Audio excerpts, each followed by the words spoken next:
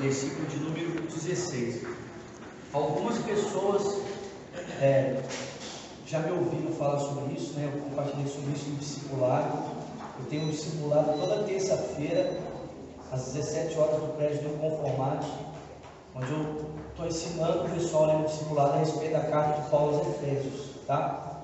Então, se você quiser participar, você é livre. Toda terça-feira, às 5 horas, eu estou fazendo esse discipulado com o pessoal, ensinando capítulo por capítulo, versículo por versículo, a carta de Paulo aos Efésios, tá? E aí, ali eu já comentei, já compartilhei isso com o pessoal. Eu também tenho um discipulado toda segunda-feira, às 14 horas, lá na Casa da Paz. Nós temos um trabalho ali junto com a Pedreira Prado Lopes, e nós temos uma casa ali na entrada da favela, e toda segunda-feira, 14 horas, eu tenho um discipulado lá, onde eu também ensino a mesma temática, a carta de Paulo aos Efésios, e também nesse discipulado já compartilhei essa palavra.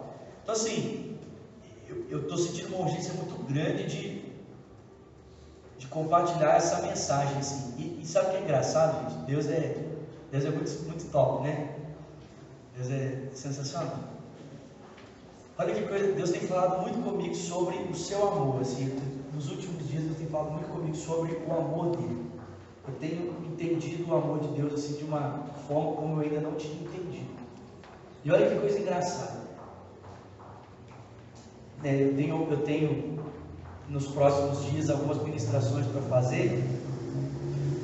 E qual o tema que as pessoas estão pedindo para mim falar nos lugares onde eu preciso de ir?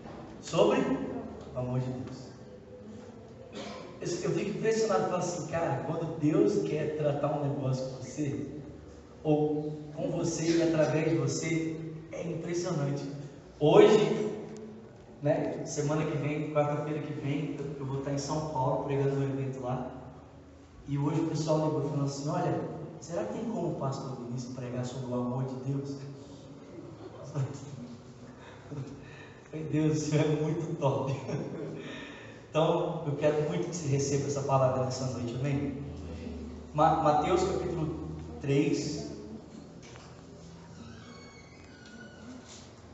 versículo 16, diz assim: assim que Jesus foi batizado, saiu da água, e naquele momento o céu se abriu, e ele viu o Espírito de Deus descendo como pomba e pousando sobre ele. Então uma voz do céu disse: este é o meu filho amado, de quem eu me agrado. Amém? Vamos repetir essa sentença? Este é o meu filho amado, de quem eu me agrado. Senhor querido, eu tenho certeza que se essa reunião terminasse aqui, nós já estaríamos edificados pelo Senhor. Tenho certeza, pelas lágrimas de alguns irmãos, ó Deus, pela expressão de gratidão no rosto de outros irmãos, eu tenho a certeza absoluta que se terminássemos esse culto aqui, a maior parte de nós já estaria, Senhor, totalmente diferente de como chegou. Somos tão gratos por isso, mas o Senhor quer nos dar mais, o Senhor quer nos alimentar ainda mais, porque o Senhor é muito gracioso, e a gente quer receber tudo que o Senhor tem para nós, e reconhecemos que sem o Teu auxílio não podemos, reconhecemos que sem a Tua graça não podemos, Senhor. Por isso ajuda-nos, envia o Teu Espírito, para que Ele abra os olhos do nosso coração. Te pedimos isso em nome de Jesus. Amém. Queria que você acompanhasse essa breve reflexão que eu escrevi, né? Se não tiver muito fácil de ler, me perdoe, tá bom? Mas olha só, o poder de uma declaração: tu és o meu filho amado, em quem tenho todo o meu prazer. Ainda me lembro da primeira declaração de amor que fiz a uma moça, e também a primeira declaração de amor que ouvi de uma moça. Me lembro de ver a reação do seu rosto quando proferi palavras carinhosas, o seu constrangimento unido a um sentimento de alegria por estar ouvindo o que estava ouvindo. É muito bom quando a gente escuta algo assim de alguém, porque o nosso coração está ligado. Mas sinceramente, de todas as palavras de amor que podem marcar a vida de uma pessoa, ainda não recebi nada como a afirmação de amor vinda dos meus pais. E para não deixar a minha mãe com ciúme, preciso dizer que a afirmação constante do amor de minha mãe é sempre bálsamo para o meu coração. Sempre presente em todos os momentos da minha vida, a amizade constante e sua compreensão são sempre marcas de um amor verdadeiro de uma supermãe. Mas me lembro de uma ocasião específica em que meu pai afirmou seu amor e admiração pela minha vida. Como a maioria sabe, meu pai não está mais presente.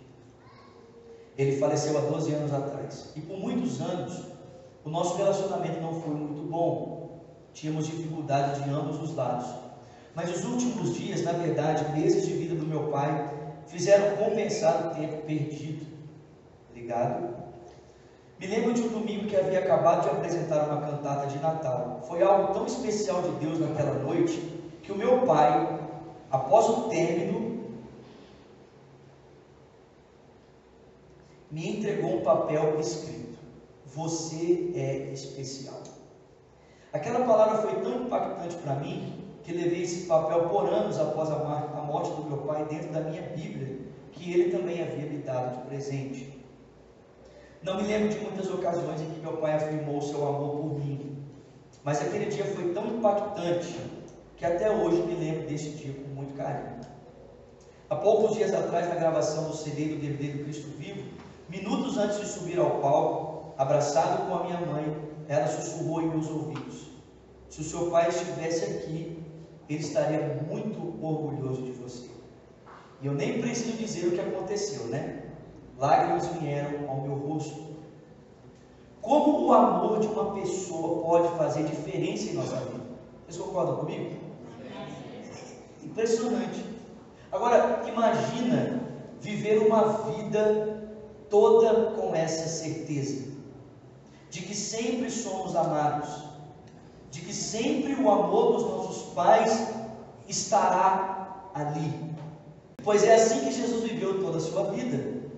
Tu és o meu filho amado. Jesus viveu toda uma vida certa do amor que o Pai tinha por ele, e esse amor tornava possível. O amor do Pai pelo Filho era a fonte do seu amor por outras pessoas, porque a disposição para amar sempre virá do amor de Deus. Vamos repetir isso? A disposição para amar sempre virá do amor de Deus. Tenho pedido a Deus nos últimos dias para que Ele me batize em amor. Mais alguém quer? Amém. Então põe a mão na sua cabeça, feche seus olhos e diga assim: Deus, me batiza em amor. Diga: Deus, me enche do dom, o amor. Eu tenho pedido para que Ele me batize em amor, para que Ele me dê o dom do amor. E hoje percebi que tudo o que eu preciso para amar outras pessoas é me encontrar cada vez mais no amor de Deus. Porque a nossa capacidade de amar os outros vem do amor que encontramos no nosso Abba. Que Deus nos encha mais e mais do seu amor, para que os nossos atos possam encher outros do amor de Deus. Amém? Gente, é muito curioso perceber que essa afirmação de Deus feita pelo Filho, tu és o meu Filho amado, ela foi feita em um momento na vida e no ministério de Jesus, que Jesus ainda não tinha feito nada.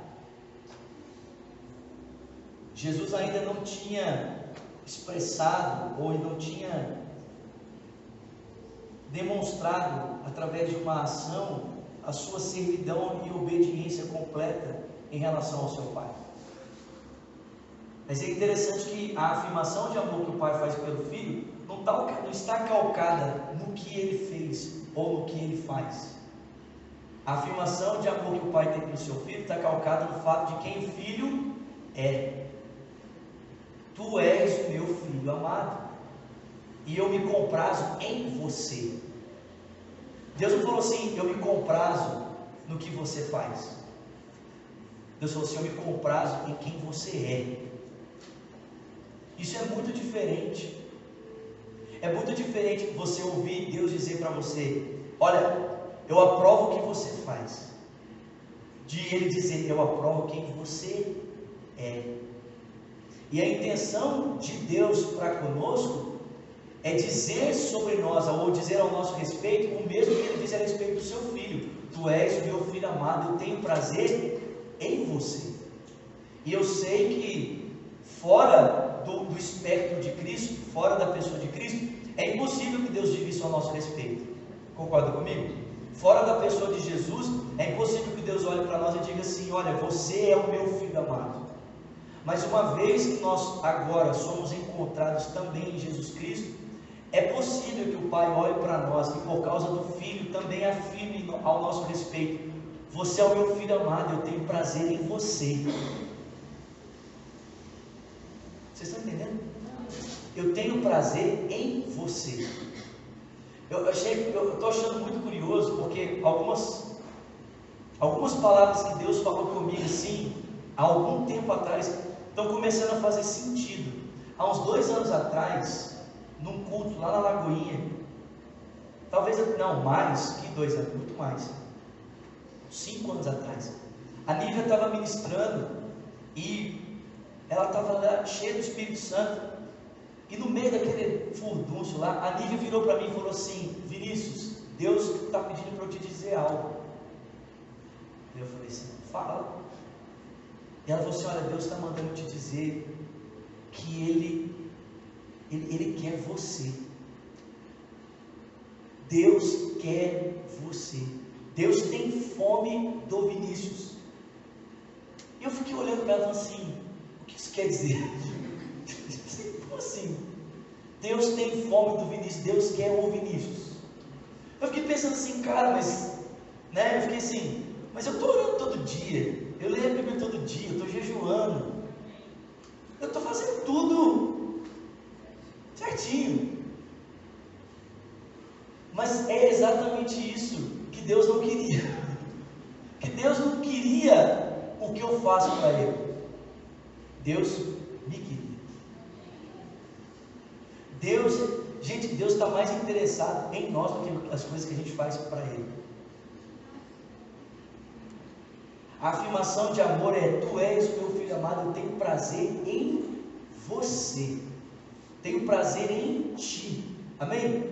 A afirmação do Pai ao meu e ao seu respeito é: olha, você é o meu filho amado e eu tenho prazer em você. Amém, meu irmão? Agora, quando a gente fala de amor nos nossos dias, nós precisamos de tomar muito cuidado. Por quê? Porque a palavra amor nos nossos dias, além de ser usada em vários sentidos, ela foi ressignificada também no seu sentido, né? Hoje, quando a gente fala de amor na nossa sociedade, nós estamos falando de sei lá do que, né? Nós estamos falando de qualquer coisa menos dessa expressão real do amor de Deus. E até mesmo a forma como nós usamos a palavra amor, ela é assim, às vezes é um pouco difícil a gente captar o sentido que o texto bíblico quer nos trazer, quando diz: tu és o meu filho amado, né? Porque a gente fala assim, por exemplo: eu amo o meu computador. Da mesma forma como eu falo assim: eu amo o Josué, ou eu amo o Guilherme. Da mesma forma como eu falo: eu amo a minha mãe, eu amo meu irmão, e eu amo a minha esposa, né? Então assim, a gente usa a mesma palavra em contextos diversos, e conforme essa palavra é usada dentro do seu contexto, ela ganha uma conotação completamente diferente. E para piorar, culturalmente falando, a palavra amor ela foi ressignificada no decorrer da história. Você quer ver? Vou usar aqui vou usar a música, né, que é uma coisa assim mais fácil de perceber isso, né, para você ver como que a palavra amor foi ressignificada no decorrer da história. Quando você olha para a Idade Média, né, esse tempo que a Igreja Católica Apostólica Romana dominou grande parte do mundo, até 1500 mais ou menos, toda expressão de amor, ele levava uma conotação sacra. quando você olha para a expressão artística dessa época, grande parte dessa expressão, ela tem a ver com retratação do amor de maneira sacra. Então, música, arte, quando eu falo arte, estou falando de pintura, e exposição, quando eu falo de exposição, estou falando de teatro.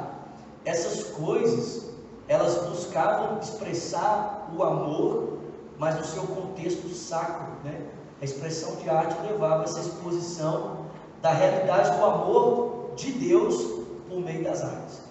Mas com o passar do tempo, isso foi mudando, né? E aí com o Renascimento, veio então, depois do século XVI, século XVII, com o Renascimento, então o amor, ele deixou de ter apenas essa conotação sacra, para começar a ter uma conotação mais romântica, né? Para começar a ser um amor mais romântico. O amor já não era tanto mais vinculado apenas ao seu contexto sacro, mas ele era agora vinculado ao seu contexto romântico, né? O pessoal fala que os poetas é que inventaram alma, né? Então veio esse negócio de alma, esse negócio do amor romântico. E inclusive no nosso país, né, eu acho que isso um pouco mais para frente, quando você olha para a década de 60, de 70, né, 1960, 1970, você olha para as músicas, exemplo, do Roberto Carlos, você vai ver essa retratação desse amor romântico na sua forma mais pura possível. Então, as músicas do Roberto Carlos e de outros cantores dessa época retratam muito essa questão do amor romântico, né? O amor que um homem dispõe para uma mulher, uma mulher dispõe para um homem, o amor romântico, né? Eu sei que vou te amar, por toda a minha vida eu vou te amar. Chiquérésimo, né? Mas aí o que acontece? Com o passar do tempo, o amor também deixou, presta atenção, então assim, ele tinha uma conotação sacra, tornou-se romântico, e com o passar do tempo, ele ganhou uma nova conotação. Então, quando você olha para a década de 80, para a década de 90, você vai ver que o amor tomou uma conotação completamente diferente da década de 60 e 70. Ele deixou de ser um amor romântico para se tornar um amor erótico. Se tornar um amor erótico. Né? E você vai ver isso nas expressões artísticas também. Você olha para as músicas, você vai ver muito isso. Você vai ver já não aquele amor descrito assim, apenas aquele sentimento, né, derramado na direção do outro, mas agora uma necessidade física, né, a respeito dessa estética do amor, dessa demonstração do amor. Então, tem até a música da Rita Lee, né, que fala que amor é uma coisa e o sexo é outra coisa. O amor torna essa conotação agora erótica, né? Que o amor agora é sexo, né? É expressado agora através do sexo, do contato, né? Fala que o amor é cristão e o sexo é o quê? O sexo é pagão, o sexo é uma coisa que todo mundo está aí desfrutando dele, ok? E nos nossos dias, o amor ganhou um novo sentido, né? Porque se o amor era sacro, se tornou romântico e virou erótico, nos nossos dias ele se tornou pornográfico, banal, pornográfico, né? Então, nos nossos dias hoje, a retratação do amor através das artes já não é tanto, né, o amor erótico e já não é tanto mais o amor romântico, mas é o amor pornográfico, que é a música sendo usada para descrever os atos sexuais. Então você ouve um funk hoje e não é, porque assim, gente, existe, que nem, tem uma música do Djavan que ele descreve uma cena erótica de forma poética, né? Aquela música dele fala viajar, todo mundo sabe como eu estou falando? Então não precisa pensar, não precisa ficar cantando a música na cabeça, né? Tá, não vou cantar a música. Mas essa música do Djavan, eu não lembro o nome dela, Cigano. Essa música, lembrei agora, ela retrata o amor erótico de uma forma poética. Depois, se você tiver curiosidade de ouvir a música, você vai ver que o Djavan descreve uma cena sexual. Ele está descrevendo o ato sexual de um homem e de uma mulher, mas de uma poética, bonita, não é explícita, não é esdrúxula. Hoje, você ouve os caras cantarem sobre o sexo assim: põe aqui, tira ali, senta lá, e aí você pode dizer assim: pastor, que absurdo, o senhor ouve esses funk, irmão? Eu não tenho escolha. O cara passa 3 horas da manhã na minha porta, então eu não tenho escolha. Ou eu escuto, ou eu escuto. Eu estou lá dormindo, eu acordo, e não sei quem vai do quem, aí eu, Senhor Jesus, abençoa o irmão, Senhor, né? Então, olha só, a gente tem que tomar muito cuidado quando a gente fala de amor. Por quê? Porque, em primeiro lugar, o amor, dependendo do contexto em que ele é utilizado, ele pode tomar uma conotação completamente diferente. E devido ao tempo, à medida que o tempo foi passando, o amor se tornou totalmente ressignificado. Então a gente precisa, quando a gente fala assim: tu és o meu filho amado em quem eu me agrado, a gente precisa tomar cuidado de significar o amor de Deus dentro dos parâmetros que Deus espera que a gente compreenda o que significa esse amor. Amém? Amém, gente? Amém. Então eu quero que você venha comigo, por favor, para 1 Coríntios 13, porque nós vamos aqui significar esse amor na sua perfeita medida.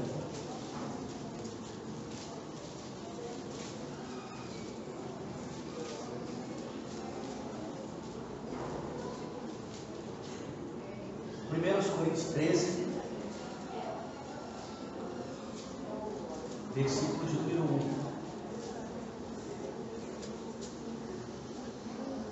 Então olha só, gente, só para contextualizar o texto.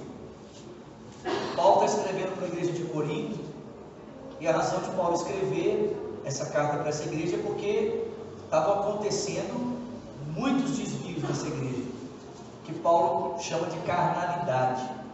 E um dos desvios que acontecia nessa igreja aqui era a falta de compreensão precisa dos dons do Espírito. O pessoal não tinha uma compreensão. E como o pessoal não compreendia de maneira sadia os dons do Espírito, então eles estavam disputando entre eles, brigando entre eles. Havia muita carnalidade por causa da falta de compreensão dos dons do Espírito Santo. E aí Paulo, além de escrever a esses irmãos para explicar-lhes a dinâmica da manifestação dos dons espirituais, Paulo termina o capítulo 12 dizendo assim: ó, gente, presta atenção, além de explicar para vocês a dinâmica da manifestação dos dons, eu quero que vocês percebam que existe um dom ainda superior.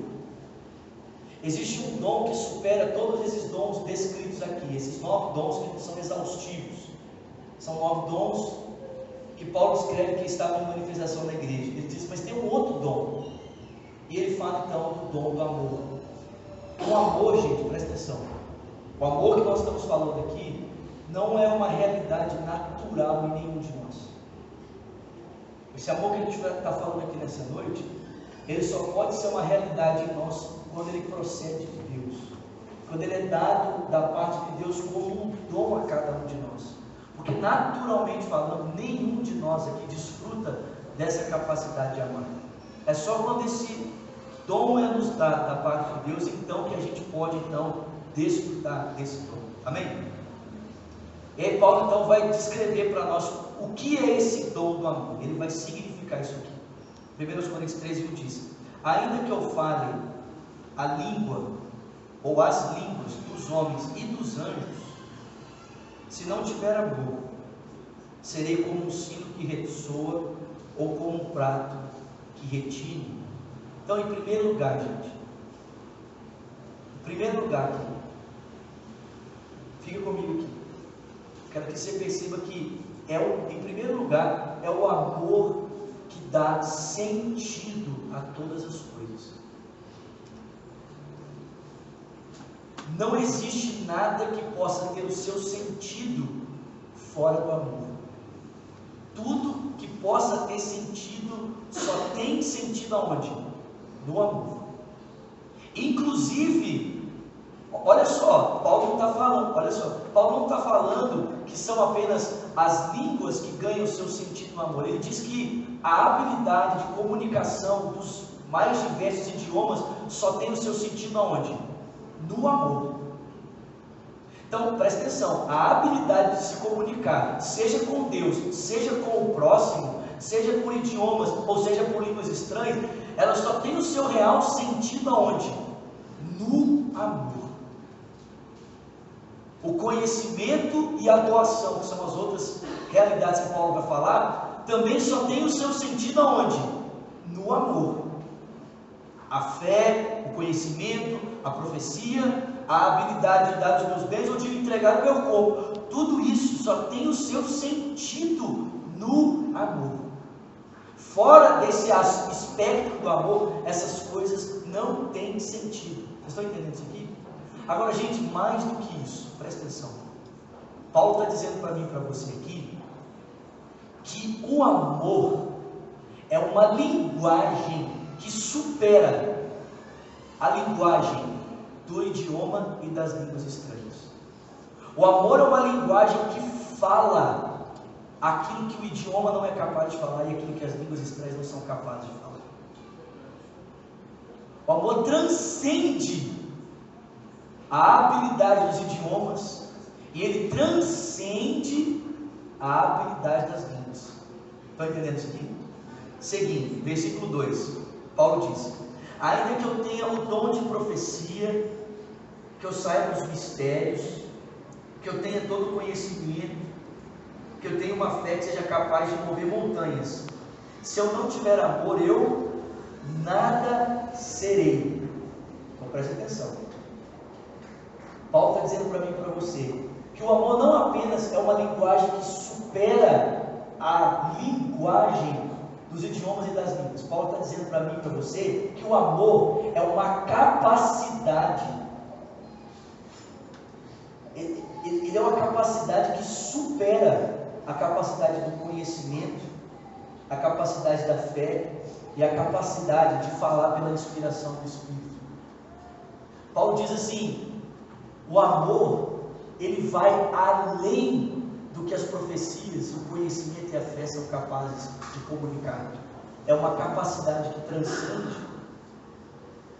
Terceiro, versículo 3: ainda que eu dê aos pobres tudo que eu possuo, entregue o meu corpo para ser queimado, se eu não tiver amor, nada disso me valerá. Presta atenção. O amor é uma linguagem que supera as línguas e supera os idiomas. O amor é uma capacidade que supera o conhecimento, a fé e a profecia. Terceiro, o amor é uma entrega que supera a entrega dos bens e a entrega do seu corpo para ser queimado. Gente, presta atenção, levando em consideração, vamos levar em consideração o que nós temos falado aqui na série dos pecados capitais, levando em consideração. Se a gente fica nesse aspecto assim de que pecado é não faça isso e não faça aquilo, a gente nunca vai tocar no cerne do que realmente é pecado. Sabe por quê? Porque presta atenção, gente, de acordo com Paulo aqui em 1 Coríntios, as melhores coisas da vida podem ser pecado também. Tipo assim, até a entrega do seu corpo para ser queimado, se não procede do amor, pode ser pecado. Jesus Cristo disse que até a prática das virtudes espirituais podem se tornar pecado se elas não procedem do amor. Jesus falou assim, que a gente pode dar oferta, não tanto para glorificar a Deus, mas para aparecer. A gente pode orar, não tanto para ser visto por Deus, mas ser visto pelos homens. Então presta atenção, gente.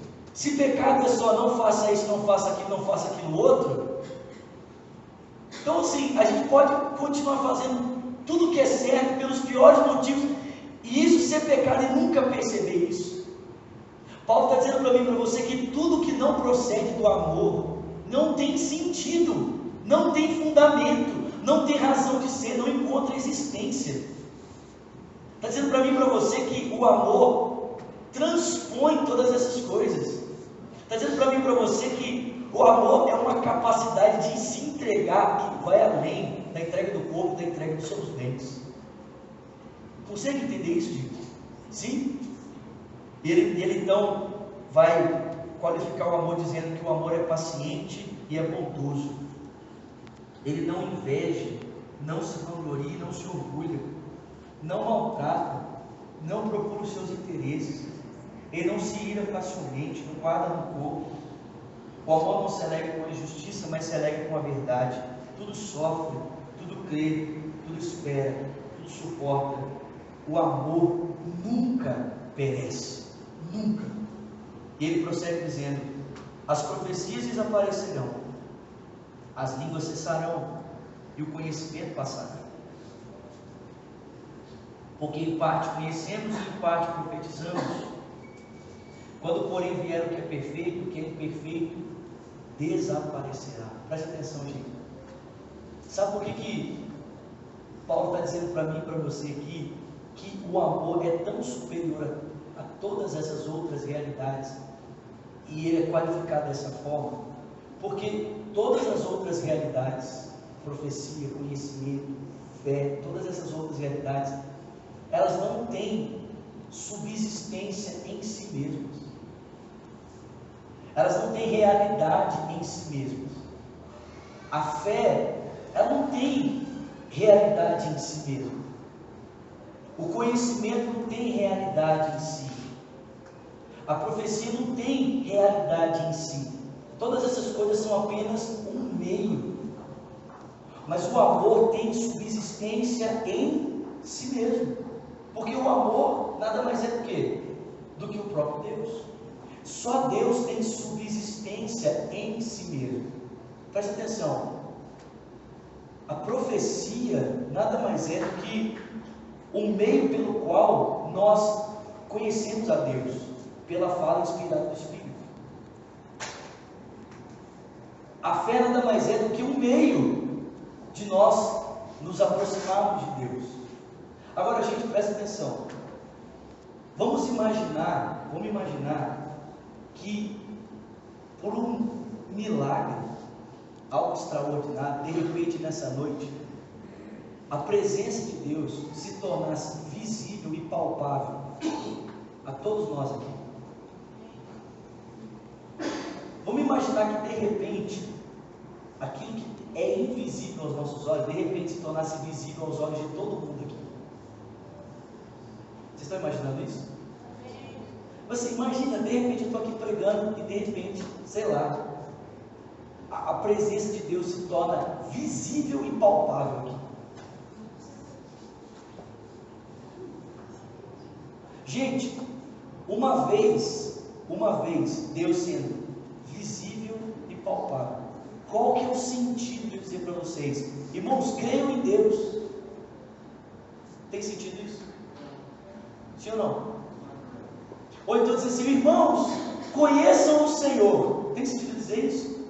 Quando Deus é visível e palpável a todos, tem sentido dizer para os irmãos, irmãos, conheçam o Senhor? Tem? Tem sentido eu ficar falando a respeito de Deus quando Deus está palpável e visível a todos? Presta atenção, gente. É isso que o Paulo está dizendo. Ele está dizendo que essas coisas só fazem sentido porque nós ainda vivemos em um contexto imperfeito. Mas ele diz que quando o perfeito se revelar, então essas coisas não haverão mais necessidade delas. Mas, gente, independente desse momento, o amor sempre será algo plausível a Deus. Porque não importa se ele é visível ou invisível, nós o amaremos para sempre. Sempre o amaremos. Então consegue entender? O amor é uma realidade que tem subsistência em si mesmo, porque o amor é o caráter do próprio Deus. E aí Paulo vai tentar explicar isso aqui usando dois exemplos. Ele diz aqui para mim e para você que quando vier o que é perfeito, o que é imperfeito vai desaparecer. Versículo 11 ele diz: quando eu era menino, falava como menino, pensava como menino e raciocinava como menino. Mas quando eu me tornei homem, o que eu fiz?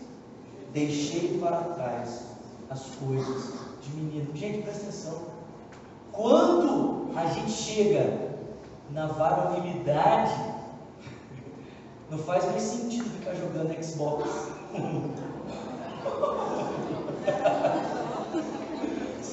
Alguns irmãos não é bem por aí, pastor. Estou brincando. Mas quando a gente chega na varonilidade, algumas coisas de criança não fazem mais sentido. É isso que Paulo está dizendo para mim e para você. Está dizendo assim, que determinadas realidades que hoje fazem sentido, porque nós ainda não chegamos à maturidade, elas simplesmente desaparecerão quando nós chegarmos à maturidade. Não terão mais, elas não vão ter mais sentido. Não vão ter. Versículo 12, ele usa um outro exemplo. Ele diz: agora nós vemos como por um reflexo obscuro, como por um espelho, mas então o veremos face a face. Gente, isso aqui é extraordinário, porque a gente precisa lembrar que o espelho que Paulo está falando aqui não é como o espelho que a gente tem hoje. Não é. O espelho que Paulo está falando aqui é como... Sabe aquelas travessas de inox que você usa no final do ano para a ceia de Natal? Sabe? Que você consegue enxergar o seu rosto na travessa, mas não de forma perfeita. É esse espelho que Paulo está falando aqui.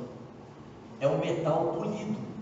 Ele diz que agora a gente está enxergando como por um reflexo obscuro, como por um espelho. Quer dizer, você consegue enxergar, mas não é claro, não é perfeito. Mas ele diz: mas então o veremos face a face. Você está comigo aqui? Ele diz: agora eu o conheço em parte, mas então o conhecerei plenamente, da mesma forma como que por ele eu sou conhecido. Gente, e isso aqui é um negócio misterioso. Misterioso. Por quê? Porque o Paulo está dizendo assim, que a realidade perfeita é a realidade do amor. E quando a realidade perfeita se manifestar, então nós estaremos completamente aperfeiçoados no amor, e já não haverá mais necessidade dessas coisas que são necessárias agora, porque estamos no estado imperfeito. Mas ele diz assim, que quando isso acontecer, quando nós enxergarmos Deus face a face, olha o que ele diz aqui, irmãos. Ele fala assim, que nós o conheceremos, como por ele nós somos conhecidos. Eu te pergunto, o quanto Deus te conhece?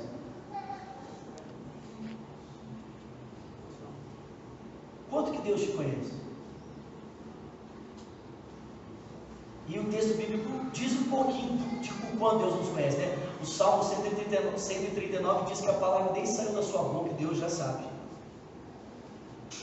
O salmista diz que você ainda era uma criatura informe no ventre da sua mãe, e Deus já te conhecia. Todos os seus dias estavam contados, escritos no seu livro, por nenhum deles ainda existia.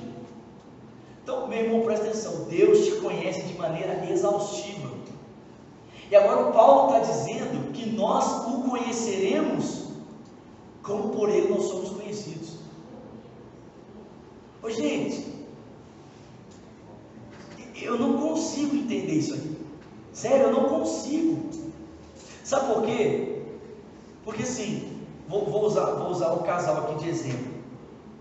Os casais casados, por mais ano e passeando que eles convivam juntos, eles sempre falam que tem algo a respeito do outro que eles conhecem. Sim ou não? Quantos anos vocês têm de casado?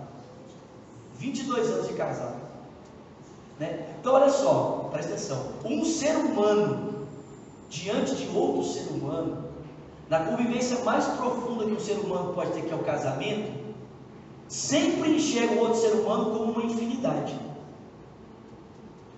A gente sempre enxerga um outro ser humano como uma infinidade, tipo assim, sempre existe algo novo a respeito do outro que eu posso conhecer. Mas isso é um ser humano diante de outro ser humano. Agora, e um ser humano diante de Deus? Ele parece uma infinidade? Gente, o texto bíblico diz que um ser humano diante de Deus parece uma partícula, uma névoa. O ser humano diante de Deus é como um sopro, que existe agora e amanhã não existe mais. Então presta atenção, eu diante de outro ser humano, o ser humano sempre parece uma incógnita para mim, mas eu diante de Deus sou sempre uma realidade certa e objetiva. Não existe nada ao meu respeito que Deus fique assim, gente, nunca imaginei isso, né? Assim, Deus olhar para mim e falar assim, Vinícius, nunca pensei que você pudesse fazer um negócio desse. Que, meu irmão, Deus sabe tudo ao meu respeito. Então presta atenção, nós somos seres finitos diante de um Deus infinito. Agora, como é que seres como eu e você, pequenas partículas, conheceremos a Deus na totalidade do seu ser, como Paulo está dizendo?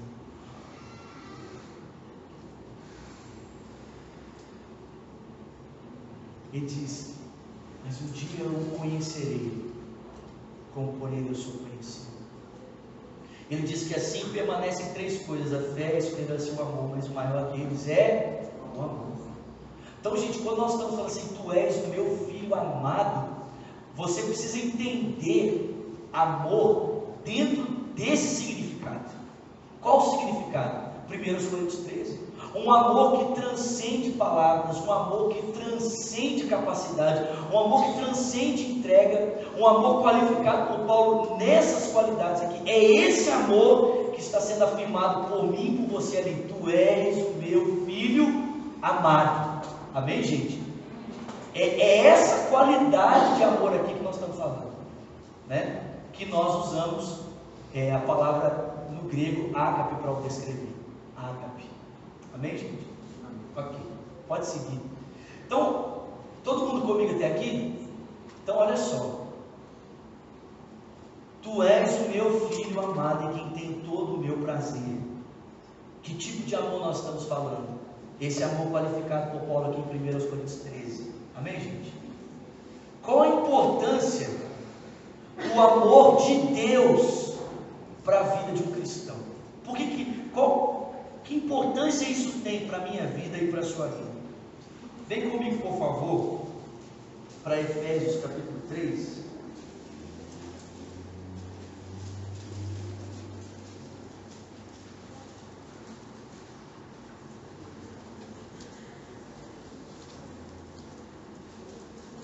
Efésios capítulo 3, versículo de número 14.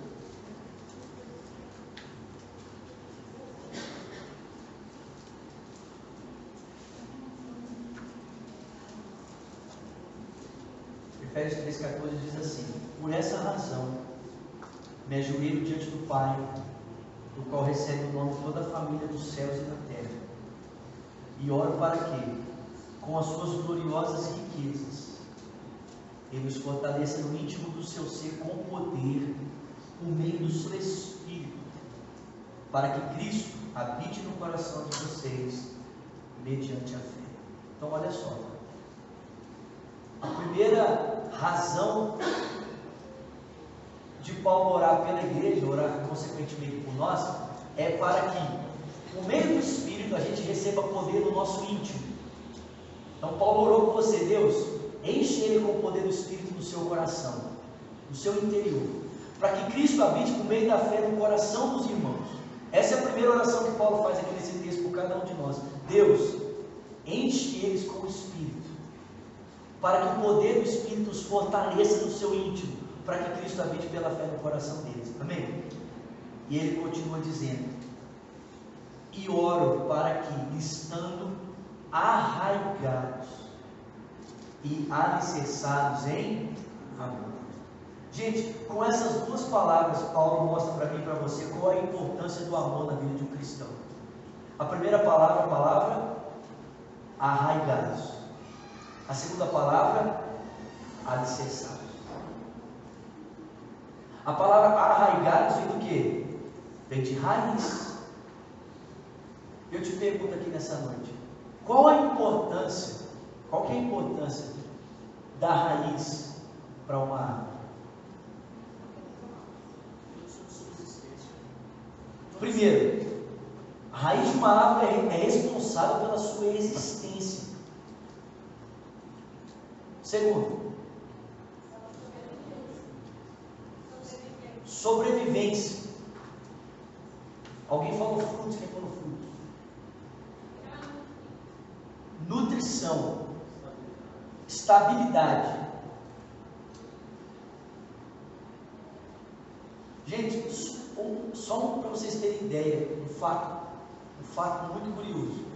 Há um mês atrás, a gente teve um problema no encanamento lá do prédio do Conformados. Direto o esgoto estava voltando. Aí o esgoto voltava assim, daquele jeito, né? E a gente tinha que ficar lá limpando as enharcas, era maravilhoso.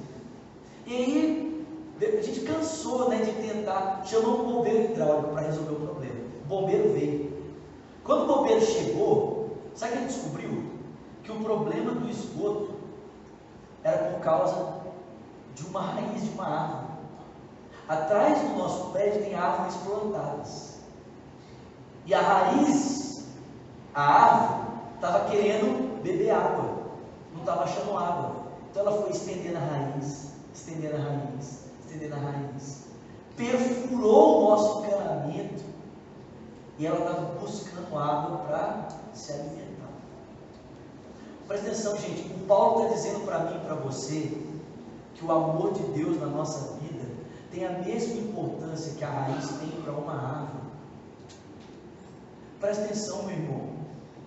Se eu e você não estamos arraigados no amor de Deus, em primeiro lugar, a gente não tem vida.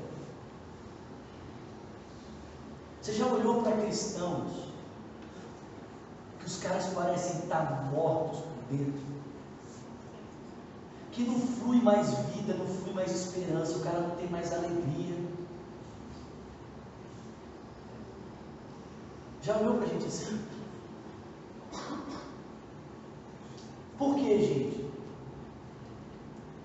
Porque a culpa é das situações? Deixa eu dizer algo para você. Jesus Cristo não viveu uma vida sempre nas condições mais favoráveis. As condições de vida de Jesus nem sempre foram as melhores.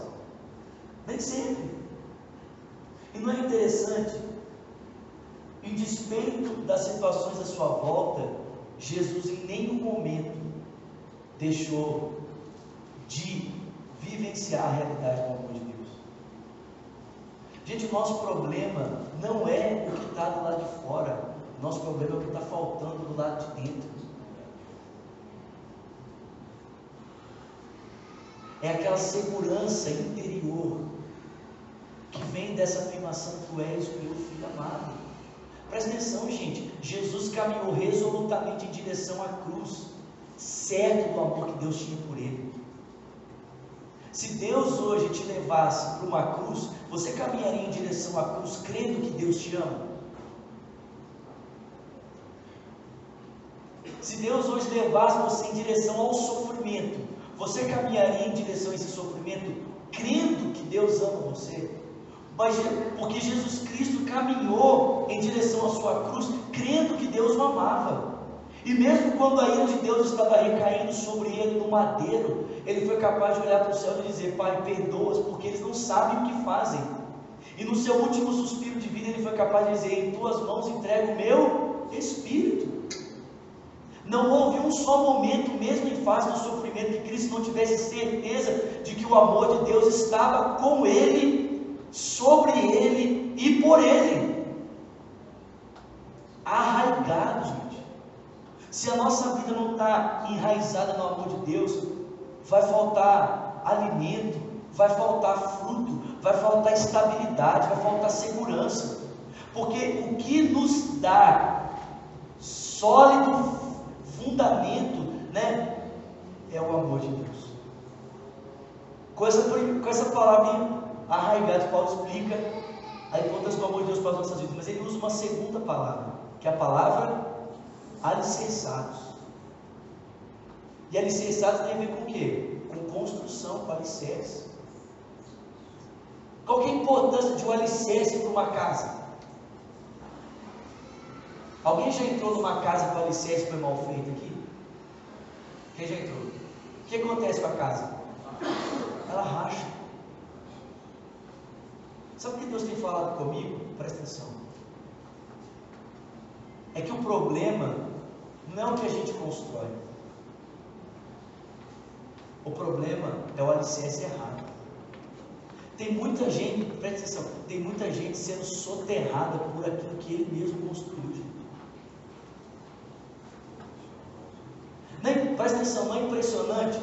A gente ora, pede a Deus, clama a Deus, suplica por um monte de coisa, e quando essas coisas vêm para a nossa vida, o que acontece? São exatamente essas coisas que começam a nos soterrar. E aí a gente começa a colocar a culpa em Deus, por que isso, por que aquilo? E a culpa não está no que foi construído, o problema está no alicerce, porque como o alicerce não é um alicerce seguro, o que está sendo construído para cima está esmagando você. Paulo diz para mim e para você que o amor de Deus na vida de um cristão é fundamento, é alicerce, é raiz. Sem o amor de Deus, você está morto. Sem o amor de Deus, meu irmão, você não tem firmeza, não tem alicerce. Estou entendendo isso aqui? Ele vai dizer assim: e oro para que, estando arraigados e alicerçados em amor, vocês possam, juntamente com os santos, compreender a largura, o comprimento, a altura, a profundidade, e conhecer o amor de Cristo que excede o entendimento, para que vocês estejam cheios da plenitude de Deus. Então presta atenção, Paulo está dizendo aqui que o amor de Deus na minha vida e na sua vida não vai ser conhecido intelectualmente. O desejo de Deus não é que a gente conheça o amor dele aqui. O desejo de Deus é que a gente conheça o amor dele aqui. É que a gente experimente esse amor. Essa palavra conhecer aqui é experiência, gente. É você ter a sua vida fundamentada, ter uma experiência com esse amor. Agora presta atenção. Apesar do amor de Deus ser individualmente para cada cristão alicerce e fundamento, e que esse amor só pode ser conhecido de fato pelo cristão quando o cristão tem uma experiência real com esse amor, você e eu nunca vamos entender esse amor na sua totalidade sozinhos. Nunca. Paulo diz que nós só podemos entender a totalidade desse amor na coletividade. Ele diz: e juntamente com os santos compreender. Então olha que coisa sensacional, porque o amor de Deus é fundamento e alicerce para mim e para você, e só pode ser entendido quando ele é experimentado. Mas você nunca vai conseguir entender a plenitude do que você experimentou sozinho. Você só vai conseguir entender a plenitude do que você experimentou juntamente com os irmãos. Porque você nunca vai compreender o quão alto o amor de Deus pode ser se você não estiver conectado a outros irmãos. Você nunca pode entender quão profundo o amor de Deus pode ser se você não estiver conectado a outros irmãos. Você nunca vai entender quão largo ou quão extenso o amor de Deus pode ser se você não estiver conectado a outros irmãos. Porque você só vai entender o quão comprido o amor de Deus pode ser à medida que você caminha com outras pessoas. Você só vai poder entender o quão profundo o amor de Deus pode ser à medida em que você tem que ir fundo com outras pessoas. Ele diz que se nós tivermos o amor como alicerce e fundamento, como experiência de vida, partilhando dessa vida de amor com os outros irmãos, Paulo diz que nós seremos cheios da plenitude de Deus, o Deus que é poderoso para fazer tudo muito mais e abundantemente além daquilo que podemos pedir, pensar ou imaginar. Amém, irmãos? Aí você pode falar assim: mas pastor, isso é muito difícil. Então eu quero terminar lendo o último texto de você. Abre aí comigo em Efésios capítulo 5. Na teoria parece fácil, mas na prática, pastor, é muito difícil. Eu vou dizer para você que eu tenho percebido que às vezes é mais fácil na prática do que na teoria. A minha vida, irmãos, de 3, 4 semanas para cá, ela está sendo revolucionada pelo amor de Deus. Revolucionada. Eu falei hoje, e eu repito para vocês, eu estou vivendo o meu melhor momento com Deus. Eu nunca vivi um momento com Deus tão profundo como esse momento que eu estou vivendo. Nunca vi isso. Nunca. Assim, minha vida está assim, outra. Olha o que Paulo fala aqui, Efésios capítulo 5, versículo 1. Eu termino aqui. Portanto, sejam imitadores de Deus, como filhos amados, e vivam em amor, como também Cristo nos amou e se entregou por nós, como uma oferta e sacrifício de aroma agradável a Deus. Presta atenção. Paulo diz: sejam imitadores de Deus. Gente, acho que eu já falei isso aqui. Se já era difícil imitar o Paulo, imagina imitar Deus. Você está prestando atenção no que você está lendo? Paulo diz assim: imitem a Deus. Mas ele diz como Deus deve ser imitado. Ele diz: imitem a Deus como filhos amados. Porque só é possível imitar a Deus nessa perspectiva, irmãos. Só é possível imitar a Deus como um filho amado. E deixa eu só ilustrar isso para vocês entenderem isso. Há 2 semanas atrás, eu e o pastor Luiz Felipe, a gente foi assistir o Pequeno Príncipe. Alguém foi assistir? É muito bacana, filme sensacional. E a gente combinou de irmos eu, o Pipe e o Ike, que é o filho do Luiz Felipe, né? O Ike tem quantos anos? Uns 3, 4, né? Gente, o Ike é pequenininho. E aí, eu estava lá na frente da sala do cinema esperando o Pipe chegar, e daqui a pouco chega, né, o Pipe junto com o Ike. Aí quando o Ike me viu de longe assim, ele gritou: tio Pipe! E veio correndo. E cara, ele pulou no meu colo assim, me abraçou assim, deu um abraço apertadão assim. Eu falei: oh, Jesus bom. Gente, ele é muito amoroso, o Ike é muito carinhoso. Mas quando ele desceu no meu colo, eu olhei para a roupa dele, ele estava vestido de camisa vermelha, calça jeans e tênis branco. E a hora que eu olhei para o Pipe, como é que o Pipe estava vestido? Camisa vermelha, calça jeans e tênis branco. E a gente ficou à tarde junto, e muitas das coisas que eu vejo o Pipe fazer, o Ike repete. Agora, você acha que o Ike, ele fica pensando assim, vê se você consegue imaginar um menino de 4 anos pensando assim: talvez não seja razoável tentar imitar o meu pai, porque afinal de contas eu não tenho a altura dele, não tenho o seu poder aquisitivo, também não tenho a sua habilidade motora, a sua capacidade de raciocínio. Talvez não seja lícito, cabível a mim, uma pequena criança, imitar o meu pai. Você consegue imaginar o Henrique pensando assim?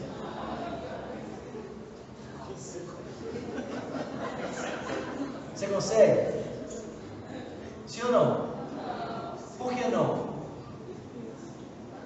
Sabe por quê, gente? Porque a criança, ela simplesmente imita, porque ela está confiante no amor do seu pai. Sabe por que nós achamos muito difícil vivermos dessa realidade? É porque a gente olha para a gente em vez de olhar para o amor de Deus. E olhando para nós, realmente, irmão, é impossível. Mas presta atenção, o que torna isso possível não é a sua capacidade. O que torna isso possível é filho amado. Imitem a Deus como filhos amados. Você só vai conseguir imitar a Deus o dia que você conseguir se encontrar no amor de Deus. O dia que você entender que você é um filho amado, isso então vai tornar possível você imitar a Deus. E aí ele diz: imitem a Deus como filhos amados. Em qual modelo? No modelo do amor sacrificial de Cristo, que se entregou como uma oferta de aroma agradável e sacrifício aceitável a Deus. Ponto final. Presta atenção, a maior parte de nós está se sentindo pesado, está se sentindo cansado, exausto, abatido, pesaroso na sua vida cristã. Não é por causa de nada, gente. É por causa de uma coisa só. É porque a gente não está entendendo. Tu és o meu filho amado, em quem tenho todo o prazer. Então presta atenção, eu termino aqui dizendo para vocês: o desejo de Deus é que você e eu, a gente viva essa vida nessa constante afirmação desse amor. Que amor? O amor descrito em 1 Coríntios 13. Qual a importância desse amor para a nossa vida? É alicerce e fundamento, querido. Sem o amor de Deus, querido, o cristianismo não é possível. Amém? Fica de pé, Senhor. Eu estou leve, irmãos. Estou me sentindo leve. Jogando tudo que não presta fora para ficar só com aquilo que é essencial. Estou pregando isso aqui para você essa noite, cara, porque meu desejo é que você viva dessa mesma forma. Hoje eu estava orando pelos meus amigos. Eu falei: Deus, meu desejo para os meus amigos, né? Porque normalmente a gente ora assim, né? Deus, abençoa os meus amigos, né? Aí o Espírito Santo falou comigo assim: tá, mas abençoa como? Eu falei: Deus, fala o seguinte, que os meus amigos tenham alegria no coração como eu estou tendo nesses dias, que eles tenham paz no coração, sabe, que eles tenham essa mesma, que eles experimentem dessa confiança que eu estou experimentando no seu amor, dessa mesma graça, essa mesma benevolência. Amém? Seja leve, meu irmão. Larga o que é trivial e se agarra o que é essencial. Amém? A gente pensa assim: esse negócio de muito amor, pessoas ficam: Deus me ama, então vou viver de qualquer jeito. Gente, quem entende o amor de Deus não vive de qualquer jeito. É porque é o amor de Deus que torna possível a nossa obediência. Amém? Feche seus olhos. Senhor, que o teu amor seja para todos nós aqui realidade, Senhor. Seja em todos nós a experiência. Que ele seja, Senhor, vida em cada coração aqui presente, Senhor. Senhor, que aqueles que estão secos, mortos, sem raiz, sem vida, sem alicerce, que aqueles que estão sentindo, Senhor, como se tudo estivesse desmoronando em cima deles, Senhor, que eles experimentem do teu maravilhoso amor, Senhor, desse amor, ó Deus, que foi a vida do teu Filho Jesus Cristo, Senhor. Faça isso nessa noite, ó Pai. Faça isso em nossas vidas. Faça isso, Senhor, sempre que isso for necessário. Te pedimos isso em nome de Jesus. Amém.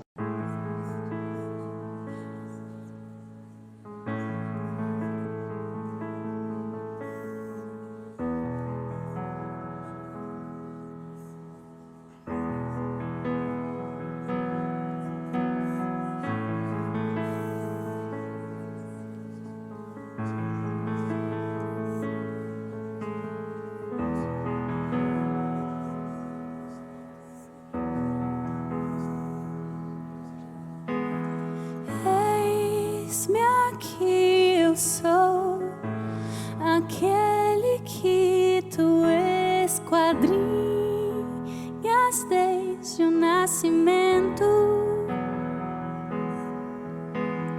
Os meus anos escrevestes todos e me demonstraste o teu amor.